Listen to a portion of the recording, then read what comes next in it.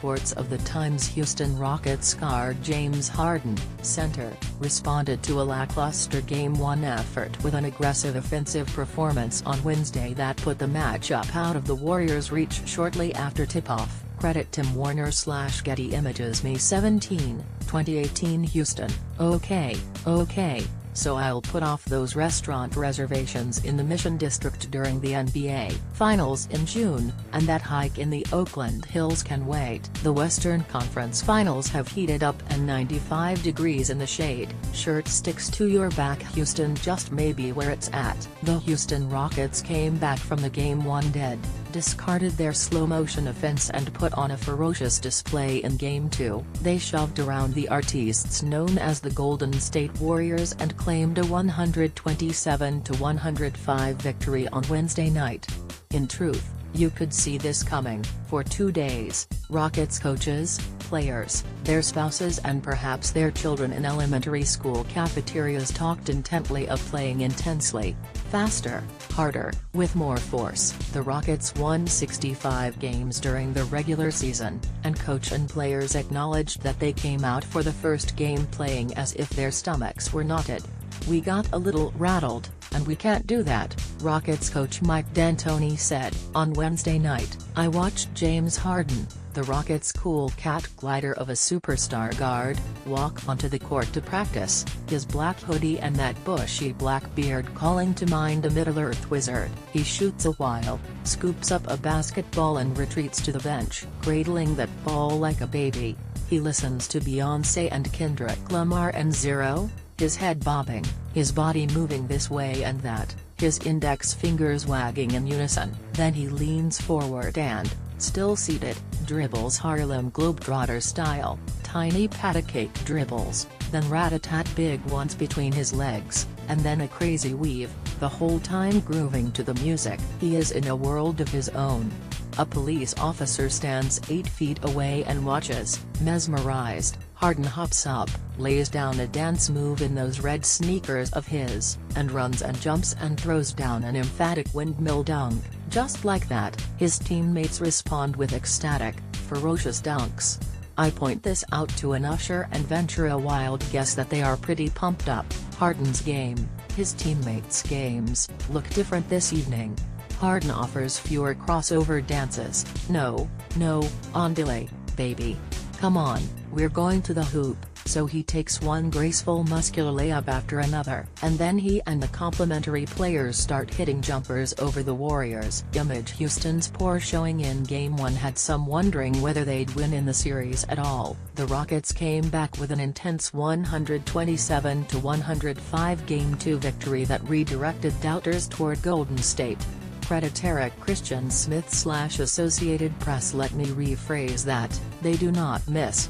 PJ Tucker and Eric Gordon had wandered in the Valley of the Shadow in Game 1. This time they shot a combined 11 for 15 from three-point land, including a few launched from near the Budweiser sign at the scorer's table. They played bruising, bounce off my biceps defense. Harden came to the first game news conference in a black narrow getup, offset with high-concept pink patches. For Game 2, he appeared in a Chinese batik pattern shirt. His affect is zen, his mindset more primal. "Did you see a difference tonight, James?" He leans and intones softly. "The first game we were at a 70. Tonight we're at a 95. It's about aggression.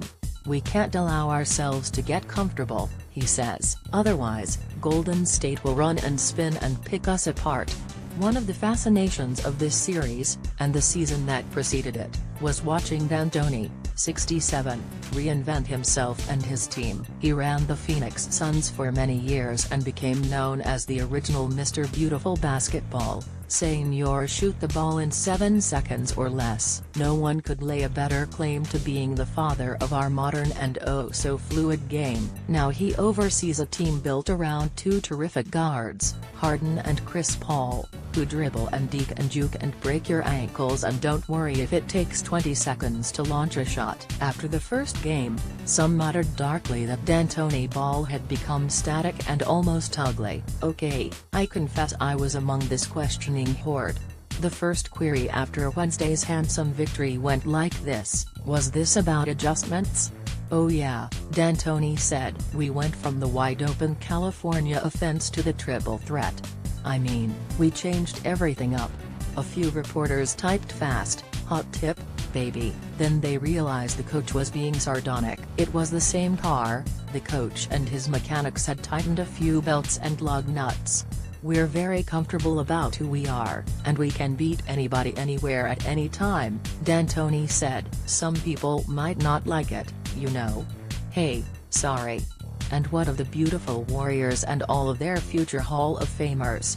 Stephen Curry had talked of getting greedy and trying to take 2 victories on hostile ground in Houston that would have left this much-anticipated series stillborn. Instead, the Warriors came out in a fog. Kevin Durant passed to no one. Curry, too, threaded a bounce pass that was snared by fans sitting in the first row. The Warriors piled turnovers high in the first quarter. The score was close, but portents were poor. Curry returned recently from a long convalescence for a knee sprain, and while he is clever, he's not yet his dancing, loose-limbed terror self. He is getting poor lift on his jump shot, and his lateral movement is locked in mud. Professional sport at the highest level is brutally Darwinian. Show a hint of physical impairment and the Lions quickly circle. "It seemed they tried to isolate on you and attack off the dribble."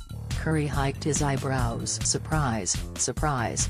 As he had said the previous night, in the playoffs, if you can move, you keep playing. Later, a reporter asked coach Steve Kerr how much of Curry's problems were attributable to that knee. The coach paused, not wanting to let the Lions in on the answer. "Oh, 13.7%.